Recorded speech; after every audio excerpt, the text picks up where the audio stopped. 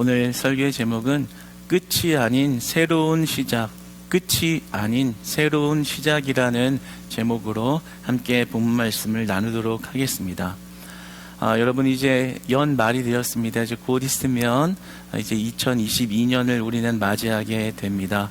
여러분들이 2021년을 이렇게 되돌아볼 때, 신앙의 의미에서 한 해를 되돌아볼 때 여러분의 모습은 어떠한 모습이셨습니까? 올 초에 여러분들이 신앙의 결단을 했던 그런 제목들이 다 기억이 나시는지요? 예배를 잘 드려야지.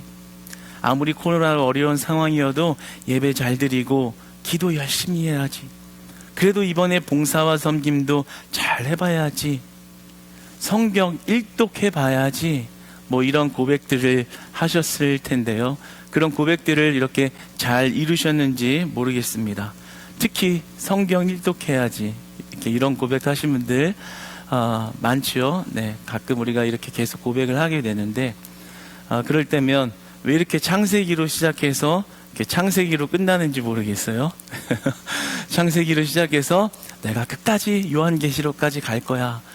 매년 이렇게 창세기만 읽다가 그래서 창세기 앞쪽만 이렇게 손때가 많이 묻어 있고 나머지는 아주 깨끗한 상태에 있는 그런 모습이 있을 수도 있겠습니다. 여러분 이런 것들을 보면 우리가 참 연약하다, 우리의 모습이 참 약한 모습이 있다라는 것을 발견하게 됩니다. 어떤 이러한 결단을 그대로 이행하는 것 하나도 쉽지 않고 실수를 반복하기도 하고 어떠한 죄들을 끊어내지 못하는 이러한 모습을 바라보게 되면 나 자신을 돌아보면 우리는 참 연약한 존재들이다라는 것을 고백할 수밖에 없습니다. 여러분 아직 올 말이 아직 안 끝났죠? 그 전에 많은 예배들이 있습니다. 수요, 금요, 성탄절 예배, 송구 영신 예배, 이런 많은 예배들이 이렇게 모아져 있는데요. 그 예배 시간 때 여러분들 하나님 앞에 모든 것들을 회복받는 그런 은혜의 예배 시간 되시기를 축복합니다. 그 모든 지나갔던 것들, 비록 내가 신앙에 결단한 것들을 다 이루고 성취하지는 못했지만 하나님은 그럼에도 불구하고 그러한 것들을 용서하시고 다듬어 주시고 그리고 이해해 주시고 감싸 안으시면서 우리를 다시 세워가시고 예배 때 회복시켜 주시고 우리의 믿음을 다시 우뚝 세워가시는 그 하나님의 은혜가 여러분들을 붙드시고 계심을 믿으시기 바랍니다. 그래서 우리가 나머지 예배 가운데 예수 그리스도의 이름을 온전히 붙잡음으로 맞이하게 될 2022년을 정말 하나님을 깊이 있게 만나서 그 하나님과 동행하며 하나님이 주시는 참된 안식과 그 생명을 풍요롭게 누리는, 비록 어려운 시대지만 그 하나님의 풍요로움은 더욱더 풍성해지는 그런 믿음의 한 해로 맞이하시기를 주님 안에서 진심으로 소원하며 축복합니다. 여러분 오늘 본문 말씀으로 한번 들어와서 보겠습니다. 오늘 본문 25절을 보면 이 구약 시대의 그 제사의 한계점, 앞서 말해서 우리가 인간의 연약함과 한계를 고백할 수 없는 것처럼, 고백할 수밖에 없는 것처럼 구약 시대에 드리던 그 제사의 한계점에 대해서 25절은 기록하고 있습니다. 25절의 말씀을 한번 같이 읽어보겠습니다. 시작. 대제사장이 해마다 다른 것의 피로써 성소에 들어가는 것 같이 자주 자기를 드리려고 아니하실지니. 그러니까 대제사장이 해마다 마치 우리가 해마다 이렇게 신앙의 결단을 해도 실패를 하듯이 이렇게 구약의 제사는 해마다 드려졌다라는 거죠. 이 속죄제가 매년에 한 번씩 반복되었다라고 25절은 기록합니다. 왜 그럴까요? 왜 매년마다 이런 속죄제를 드렸을까요? 그것은 그 속죄제를 드릴 때 드리는 그 피값이, 그 동물의 피값이 완전하지 않기 때문입니다. 완전하지 않기 때문에, 다시 말하면 불완전한 모습이기 때문에 매년마다 그 속죄제를 행할 수밖에 없었다라는 것이지요. 그러니까 이 속죄제의 모습은 외형적인 정결의 모습이었다라는 거예요. 그러니까 오늘 본문은 하늘에 있는 것의 모형에 불과한 것이다. 모형의 모습이다. 그러니까 완전한 하늘의 모습이 아니라는 것이죠. 그 모형의 모습은 불완전함을 가지고 있었고 외형적인 정결의 모습을 가지고 있었다라는 것입니다. 그 정결을 행하기 위한 핏값 자체가 완전한 핏값이 아니기 때문에 매 년마다 그 피를 쏟아들이면서 속죄제를 행해야 했다라는 것입니다. 그러나 완전한 것이 있으니 그것이 바로 예수 그리스도시다. 완전한 핏값이 있으니 그 동물의 핏값은 완전하지 못하나 완전한 핏값이 있으니 그것이 바로 예수 그리스도의 핏값이다 라고 오늘 본문 말씀은 우리에게 말씀하고 있습니다. 23절 말씀을 한번 같이 읽어보겠습니다. 시작. 그러므로 하늘에 있는 것들의 모형은 이런 것들로서 정결하게 할 필요가 있었으나 하늘에 있는 그것들은 이런 것들보다 더 좋은 제물로 할지니라.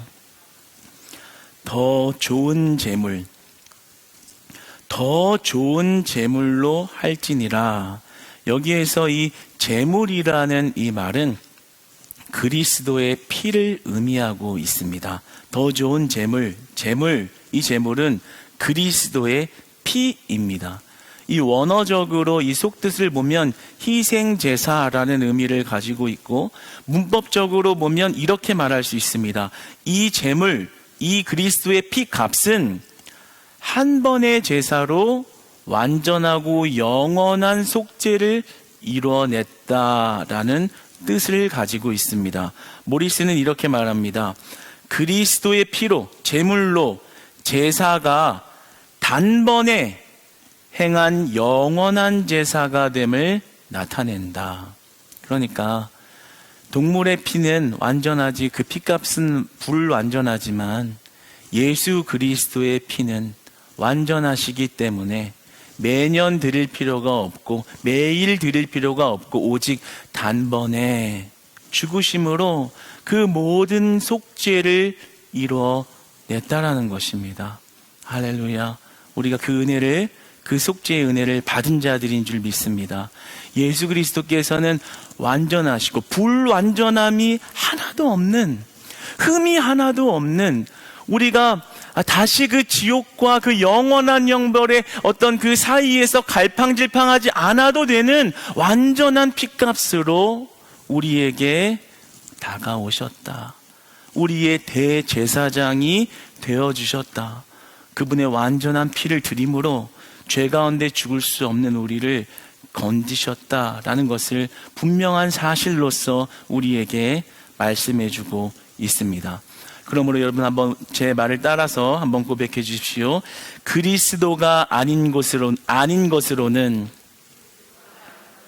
완전할 수 없다. 그러니까 오늘 본문 말씀으로 보면 그리스도가 아니면, 그리스도가 아닌 것은 완전하지 않다라는 것입니다. 그러니까 예배의 의식, 의전, 전통의 모습에는 절대 생명이 없다라는 것입니다. 의식의 모습과 그리고 전통의 생명이 있는 것이 아니라 그것은 모형일 뿐 진짜 생명은 그리스도에게만 있다라는 것입니다. 여러분, 그러니까 우리는 예배를 드려도 우리 어떤 겉모습이나 화려함이나 어떤 순서나 전통이나 교리를 따지기 이전에 내 안에 예수 그리스도의 핏값으로 지금 내가 주님 앞에 나오고 있느냐 아니냐가 훨씬 더 우리의 본질적으로 중요한 문제라는 것입니다.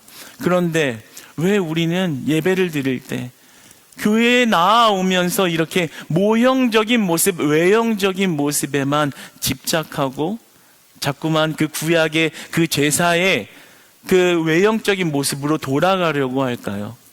왜 그렇게 교회의 인테리어가 중요하고 예배의 순서가 중요하고 찬양대나 찬양단의 어떤 모습이 중요하고 사람들이 어떻게 반응하고 느끼느냐가 더 중요하고, 왜 예수 그리스도가 다 빠져버린 채 생명이 아닌 외형적인 것에 왜 이렇게 몰두하고 집착하고 마치 그곳에 생명이 있는 것처럼 그것으로만 그렇게 달려가는지 모르겠습니다.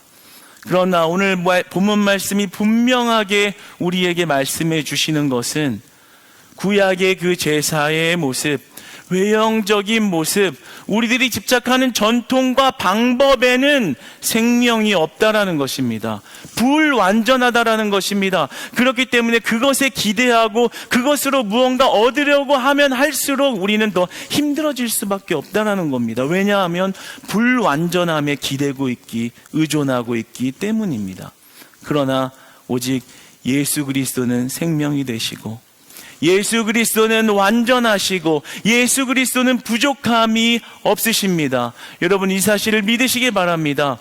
그러니까 우리는 이 예배로 나아갈 때마다 그 예수 그리스도의 피값을 의지하고, 그리스도의 이름을 의지하고 그 능력에 기대어 나아갈 때 우리 안에 참 생명의 회복이 일어나는 줄 믿습니다.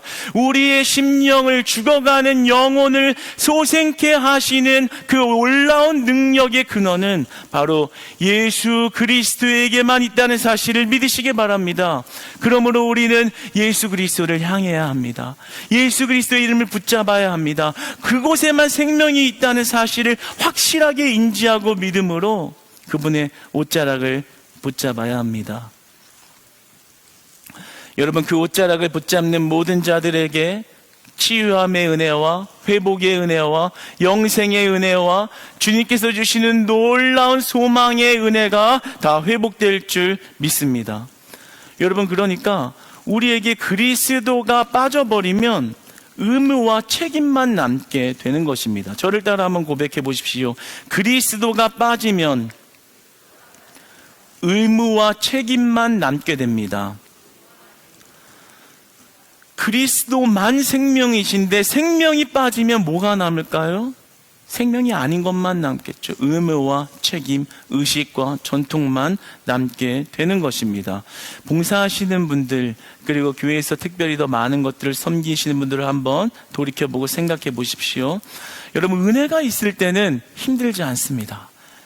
일을 1개 더 맡기고 2개 더 맡기고 3개 더 맡기고 4개를 더 맡고 감당해도 내가 그리스도의 생명의 은혜가 충만하게 거할 때는 할 수 있는 게 감사하고, 찬양할 수 있는 게 감사하고, 청소할 수 있는 게 감사하고, 나아올 수 있는 것 자체가 감사와 감격으로 느껴집니다.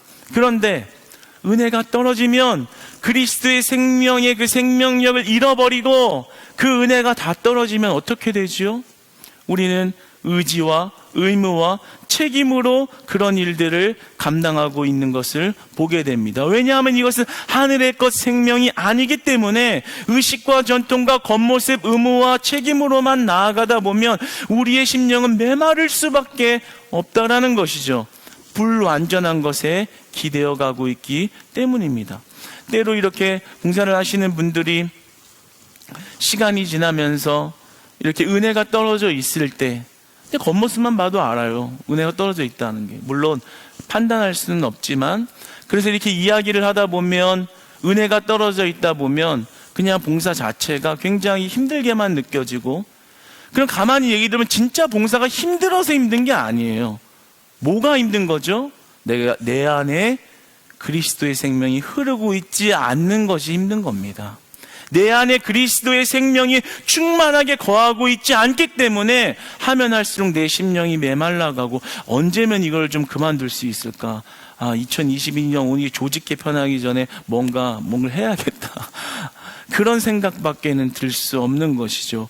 의무와 책임이 우리에게 생명을 가져다 주는 것이 아니기 때문입니다. 그럼 봉사를 그만둬야 될까요? 하던 거를 멈춰야 될까요? 아니죠. 오늘 본문 말씀을 보면서 우리가 온전히 더 적극적으로 나아가야 할 것은, 내가 봉사를 하냐 안 하냐의 문제에 집착하기 전에 내가 내 안에 예수 그리스도가 살아 계시는가?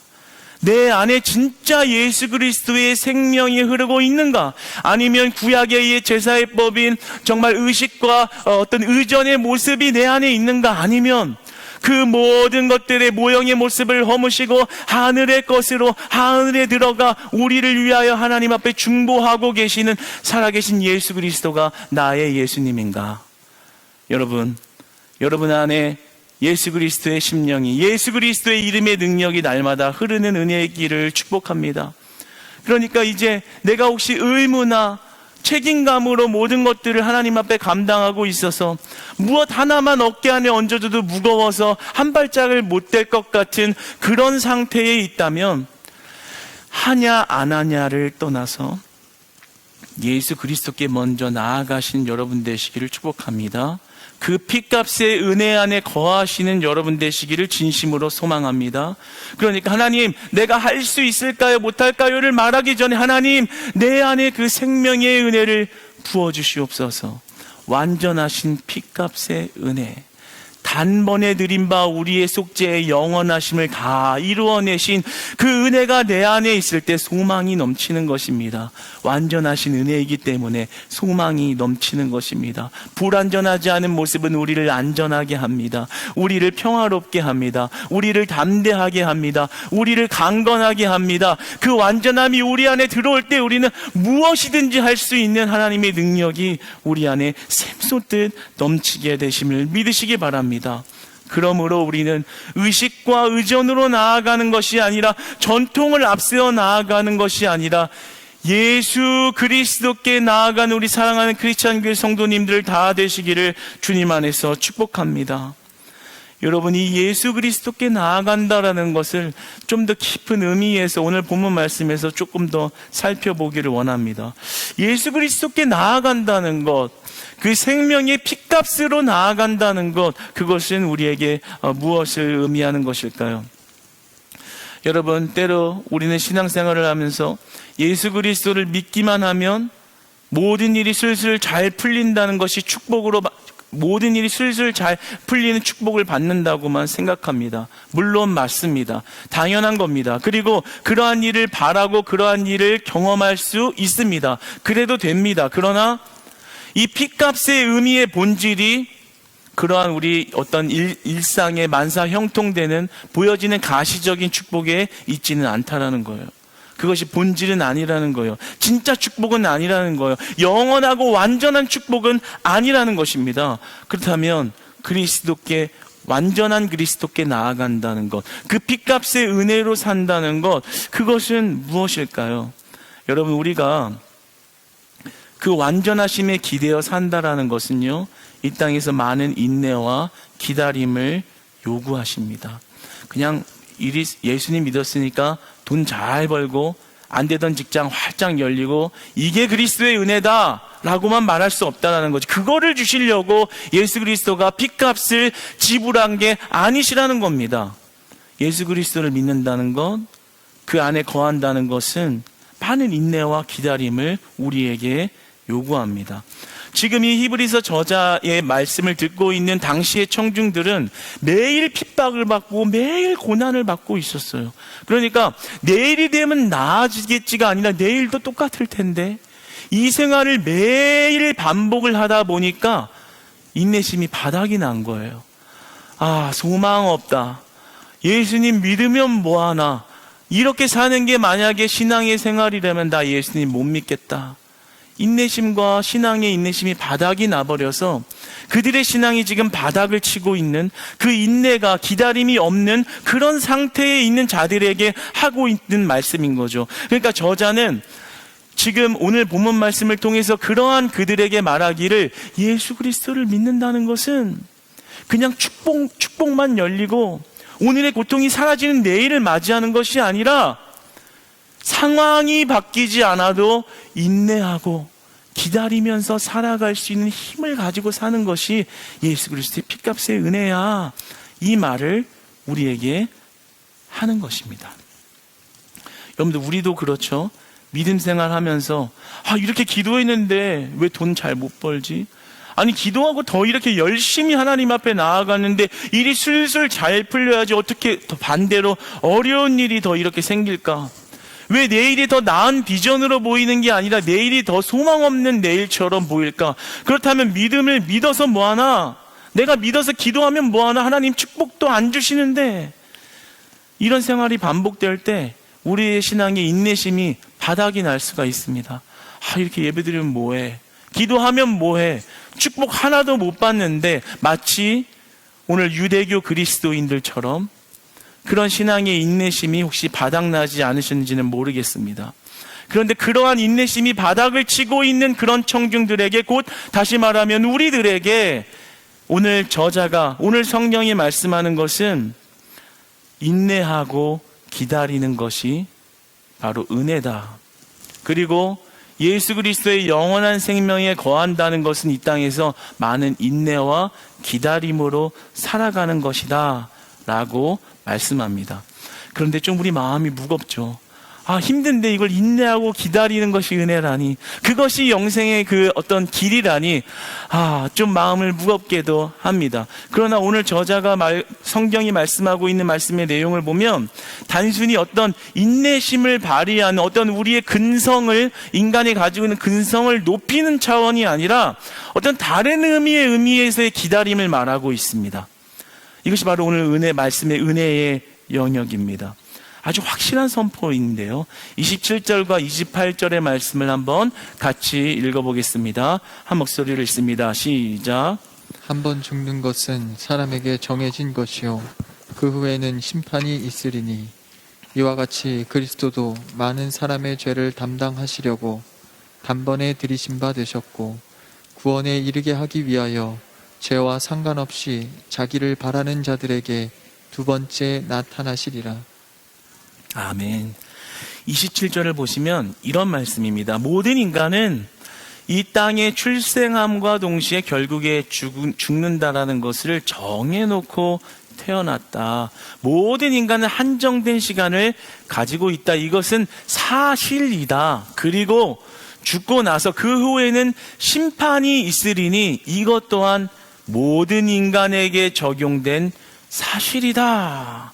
그런데 28절에 이와 같이 마찬가지로 완전하신 그리스도가 핏값을 치르시고 십자가에 달려 죽으시고 그리고 부활하시고 승천하시고 그리고 나중에 후에 다시 두 번째로 우리에게 나타날 강림하실 날이 반드시 있다는 겁니다.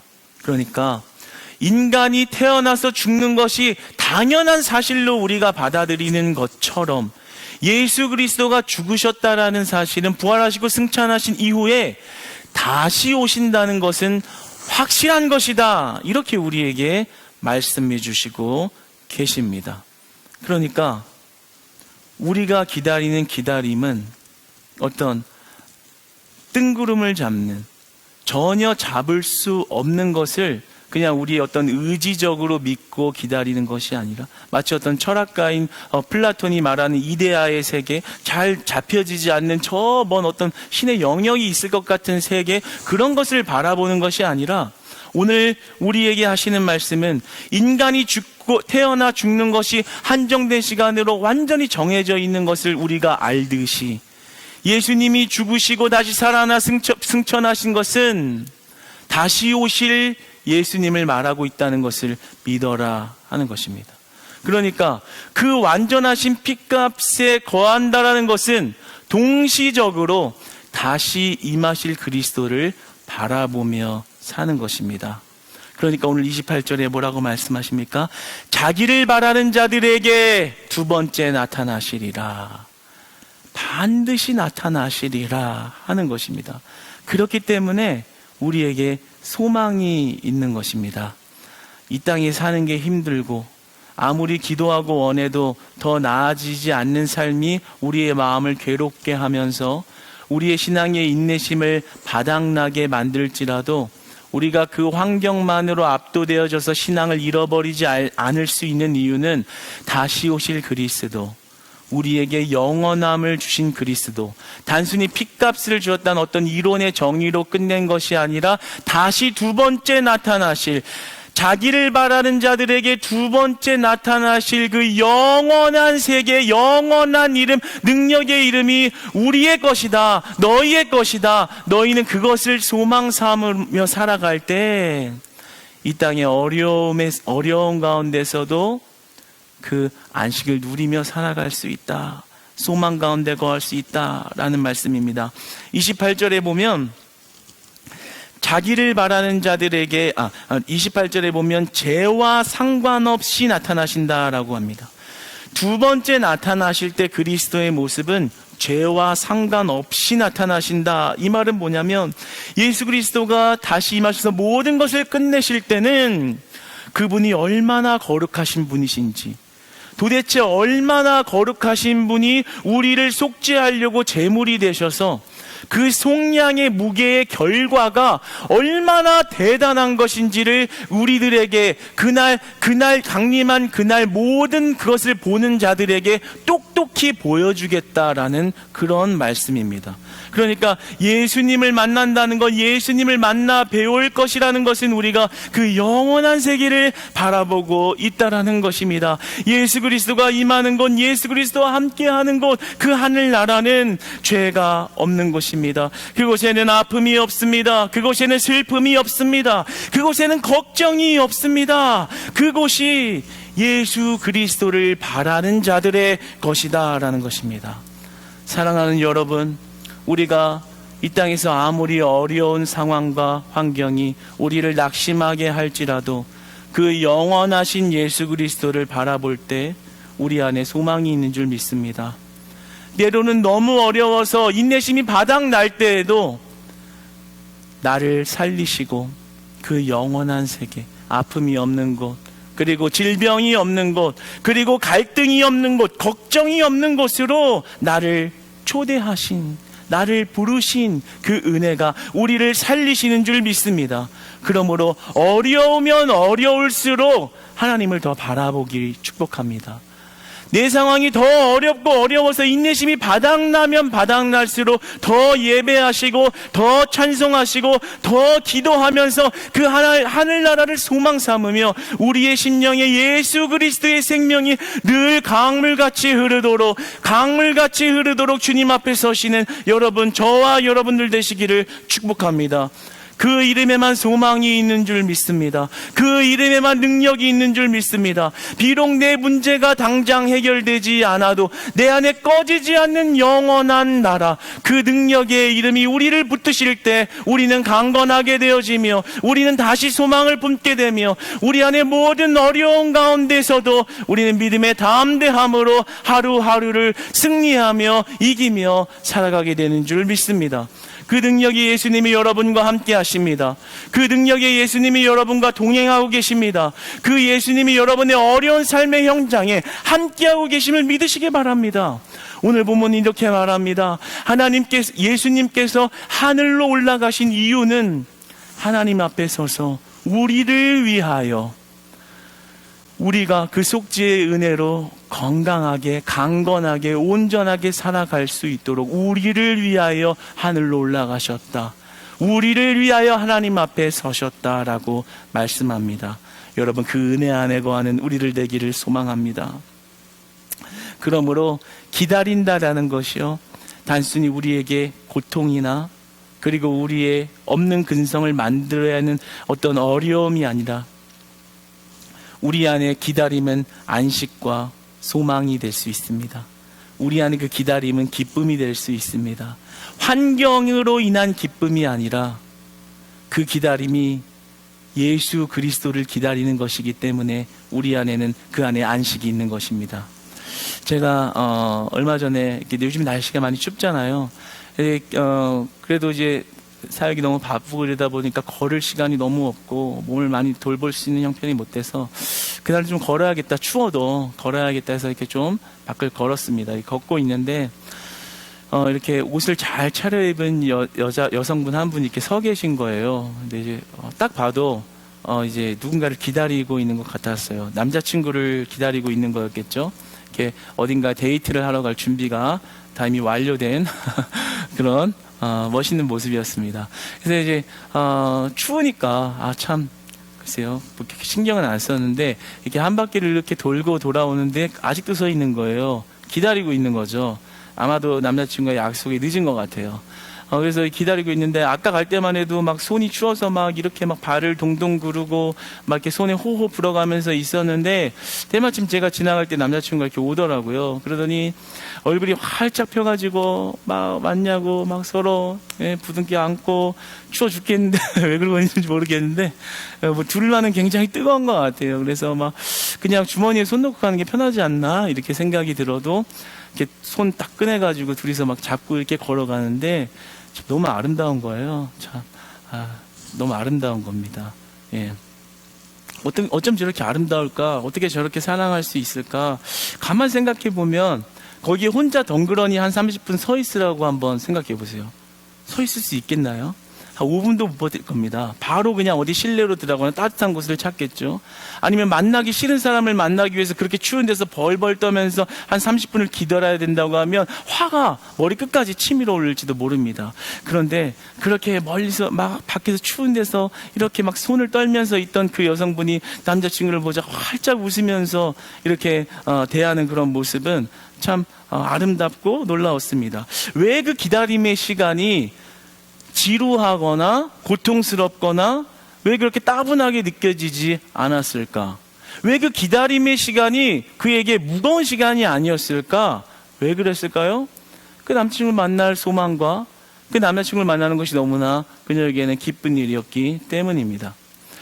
저도 이렇게 하나를 이렇게 유치원에 데리러 이제 뭐라고 하죠? 하교를 한다고 제가 갑자기 기억이 네, 하교 맞아요? 하원 맞아요. 하원. 네, 하원을 할 때 이제 제가 이제 데리러 간혹 갑니다. 그래 가면 저는 반드시 어떤 엄마 아빠들보다도 먼저 미리 가 있어요. 미리 가서 차를 딱 대놓고 차 안에서 딱 맞춰서 나가지도 않아요. 때로는 1, 2분, 2, 3분 먼저 나오기도 하거든요. 그래서 항상 먼저 나가서 이렇게 기다립니다. 왜냐하면 이렇게 먼저 이렇게 딱 쭈름 나올 때 아이 컨택을 하면서 이렇게 환영을 해주려고 이제 잘했다. 이제는 집에 가서 놀자. 뭐 약간 이런 느낌을 전달은 잘 안 되는 것 같은데 저는 그렇게 하려고 그러고 있는 거예요. 근데 그러다 보면 되게 추워요. 밖에서 있으면 춥고 손도 시리고 그렇지만 이렇게 허둥지둥 나오는 것보다는 이미 아빠가 맞이하고 기다리고 있었다라는 느낌을 주려고 그렇게 하는데요. 그 기다림의 시간이 행복합니다. 그 기다림의 시간이 고통스럽거나 추운데 이거 진짜 귀찮아 죽겠네 이런 생각이 들지 않거든요. 그런데 왜 그 기다림이 왜 즐거울까? 그 기다림이 왜 고통이 아닐까?